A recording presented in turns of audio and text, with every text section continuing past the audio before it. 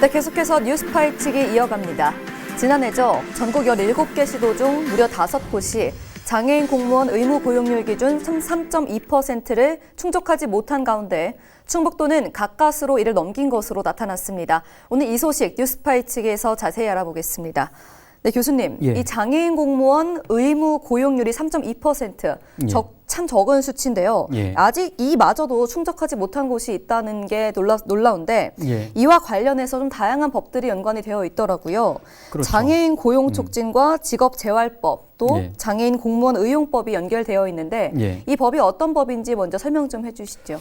이제 일반적으로 모두가 행복하고 잘 사는 선진사회로 가기 위해서는요. 특히 이제 촘촘한 복지가 중요하지 않습니까? 그렇죠. 그럼 복지 중에서도 이 장애인 문제가 상당히 중요하죠. 그래서 이 지금 말씀하신 장애인 고용 촉진 등에 관한 법률이 있는데요. 특히 이 법률 같은 경우는 1990년에 제정을 한 뒤 거의 매년 개정을 합니다. 그러니까 매년 그 시대의 어떤 트렌드라든지 환경에 맞게끔 조금씩 이제 바꾸는 또 발전시키겠다는 얘기죠.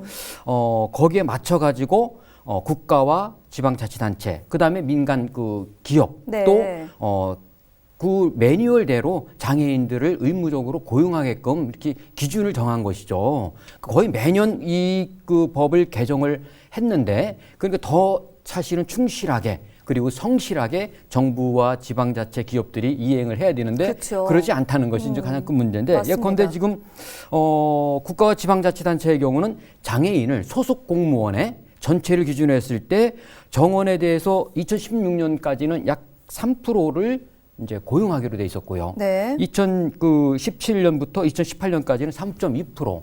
그 다음에 이제 2019년도는 3.4%입니다. 지금 올해 같은 경우는 3.4%를 이제 고용을 해야지 그 이상을 고용을 하게끔 돼 있는데 지금 말씀 보도를 하고 있듯이 실제로 전국 17개 시도 중에서 그 기준을 충족하지 못한 자치단체가 5곳이나 된다는 얘기죠. 그러니까요. 3.2%면 참 낮은 수치인데 이마저도 충족이 안 됐다는 사실이 좀 충격적인데 그렇다면 지난해 기준으로 장애인 고용률을 먼저 알아봐야 될 것 같습니다. 일단은 그 정부, 그다음에 자치단체, 민간 기업 이걸 다 통틀어서 실제로 장애인 의무 고용 사업체가 29,000개가 넘습니다. 약 3만 개 정도의 대상되어야 되는데요. 노동자는 약 22만 6,995명 이렇게 된다고 합니다.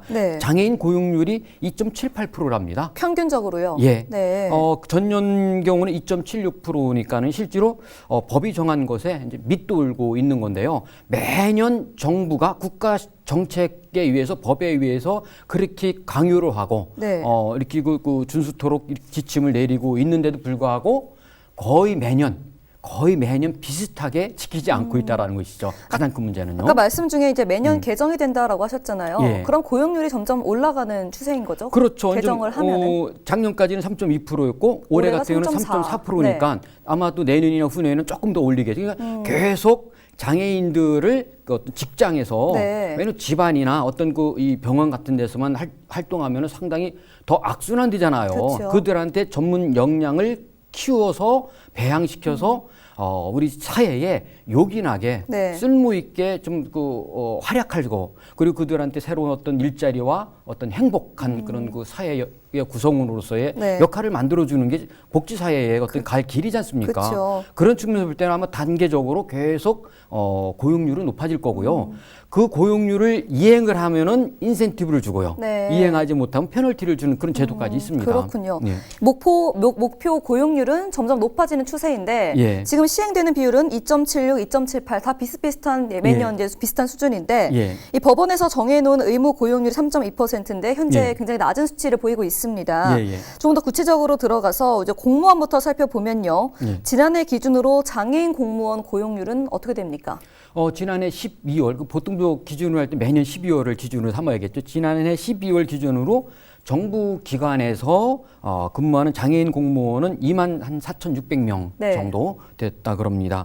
전년보다 오히려 감소했다면 한 216명이 감소했다 그러고요. 고용률도 2.88%에서 2.78%도 오히려 떨어졌답니다.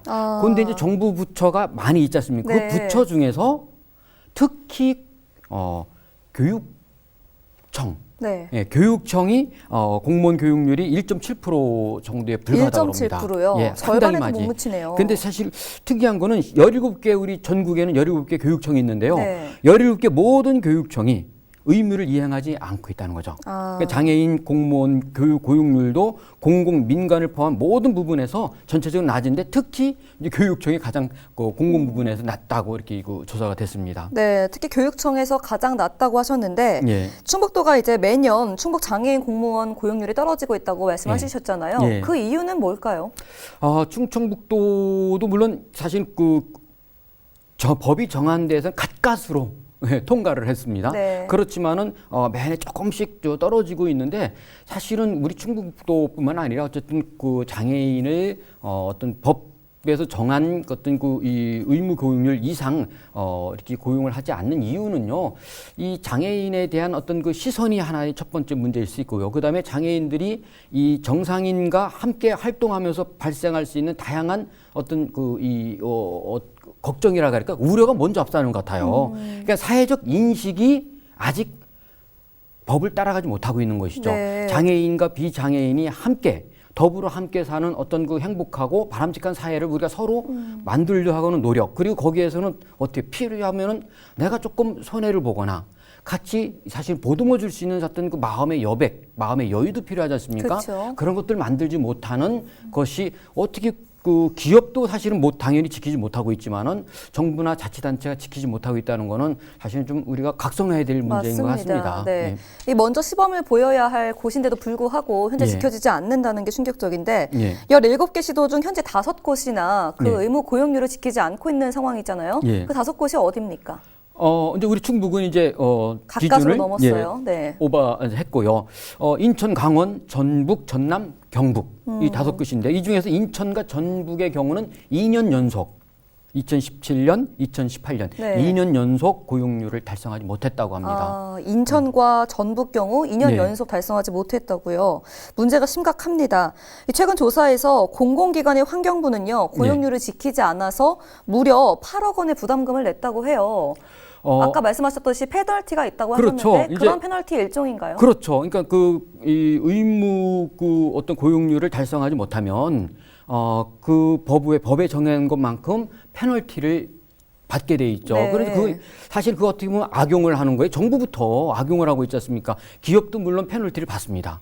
물론 그 이상의 어떤 소기의 목표를 달성하면은 인센티브를 줘요. 고용 장려금, 장애인 고용 장려금을 주고 그러지 못할 경우는 이제 페널티를 줘서 벌금을 물게 돼 있는데 차라리 벌금 물고 말지 뭐 이렇게 되는데 특히 환경부가 많이 그러네요. 그래서 제가 분석을 해봤어요. 왜 환경부가 그럴까 싶었는데 좀 보통 환경부 산하에 수많은 기관들이 있지 않습니까? 그쵸. 예컨대 한국상하수도협회라든지 수자원조사기술원이라든지 국립낙동강 그 생물자원관 네. 이런 그 산하기관들이 특히 그러는데 어쩌면 이곳에서는 아마 보다 환경 문제이기 때문에 전문성을 요하는 그런 그 인력들을 필요로 하니까 그 핑계로 이 장애인들을 고용을 거의 안 하는 실제로 한국상하수도협회 같은 경우는 0%입니다. 한 명도 0%요? 예, 네. 장애인을 고용하지 않는 겁니다. 충격적이네요. 수정조사기술원 같은 경우는 0.3%, 그리고 이제 국립낙동강 그 생물자원관 같은 경우는 0.62%. 사실 상당히 저조한 거죠. 거의 이거는 법을 지키지 않는다고 봐도 되지 않습니까? 그렇네요. 이런 부분은 왜 그럴까? 아무리 전문성의 문제를 고민한다 하더라도 어떤 그 법이 정한 어떤 국가적, 사회적 책무를 너무 소홀히 하고 있다라는 안타까움을 갖고 있습니다. 네, 부담금도 적지 않은 금액인데 분명히 예. 이걸 차라리 내고 말겠다 이런 태도가 좀 이해가 가지 않습니다. 예, 그렇죠. 그렇다면 장애인 고용률을 높여야 할 텐데 이걸 예. 높이기 위해서 먼저 개선돼야 될 점 어떤 것이 있을까요? 일단 사회적 어떤 인식의 변화가 가장 중요할 거고요. 장애인과 비장애인이 차별 없는 세상을 만들겠다는 노력이 필요할 거고, 그다음에 이제 사실은 맞춤형 어떤 장애인에 대한 맞춤형 교육 프로그램이 상당히 중요할 것 같습니다. 네. 사실 장애인들이 장점이 오히려 좀 많다고 보거든요. 네. 오히려 정상인보다도 장애인들은 집중력이라는 게 있죠. 네. 한 가지 일에 몰입하면 그거에 대한 최고의 결과를 낼 수 있는 게 있는데 그거는 상당히 숙련 뛴 시간과 어떤 그 노력 네. 이런 것들이 투자가 되지 않습니까? 그쵸. 그러면 체계적으로 맞춤형 이 교육을 계속시키고 그다음에 요즘은 계속 업그레이드 시킬 수 있는 재교육 그죠? 또 재취업 이런 시스템을 많이 만들어서 이들이 그 분야의 최고의 전문가라는 어떤 이 전문성을 키우고 역량을 키우고 그다음에 국가기관이나 자치단체나 기업에서는 그들을 적극적으로 수용하고 포용하면서 함께 할 수 있는 환경을 만드는 이런 이 합의된 어떤 사회적 관계망이 필요할 것 같습니다. 네. 이 국가와 지자체는 장애인의 고용 촉진과 직업 재활에 관한 고용 촉진 제도를 지속적으로 추진해서 하루빨리 우리 장애인들에 대한 사회 참여가 제도적 안정권에 들 수 있길 바라면서 오늘 뉴스 파헤치기는 여기서 마무리하겠습니다. 오늘 도움 말씀 주신 교수님 고맙습니다. 예, 감사합니다.